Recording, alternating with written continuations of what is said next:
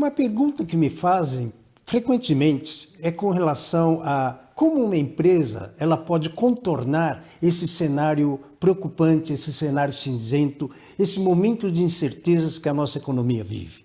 Porque, afinal de contas, uma empresa ela depende da demanda do mercado. Então, à medida que há uma retração no consumo por parte das famílias, isso acaba comprometendo a atividade empresarial. Ora, e como ela pode sobreviver diante desse cenário?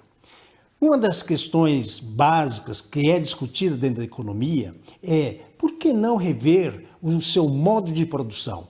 Porque nós sabemos que ao produzir um determinado produto ou um determinado serviço, existem diferentes métodos. Métodos intensivos utilizadores de mão de obra, métodos intensivos utilizadores de capital. Então a revisão da forma de produzir ela é importante. Justamente para quê? Para que a gente possa buscar sempre e continuamente aquilo que nós chamamos de eficiência técnica. Mas não é só a eficiência técnica o fator mais preponderante ou o fator mais preocupante. Não podemos esquecer que, relacionado a tudo aquilo que acontece na produção, nós podemos traduzir isso em custos.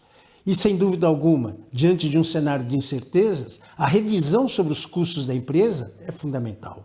Notadamente no que diz respeito ao custo fixo. Então temos que rever o custo fixo, enxugar ao máximo possível a nossa estrutura, de tal forma que a margem de contribuição gerada na produção e venda de cada item, de cada produto, seja o suficiente para amortizar esse custo fixo o mais rapidamente possível. Traduzindo, aquele famoso ponto de equilíbrio, ou também conhecido como ponto de break-even. Ora, quanto mais próximo esse ponto de break-even estiver da condição de produção zero, melhor a empresa consegue sobreviver.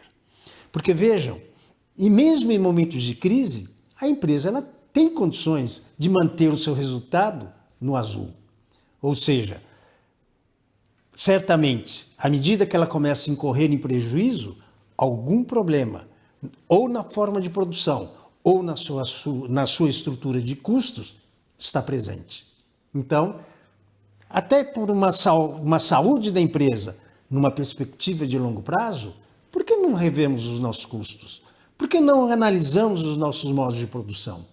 Porque isso vai permitir, sem dúvida alguma, que a empresa seja competitiva e produtiva ao longo do tempo.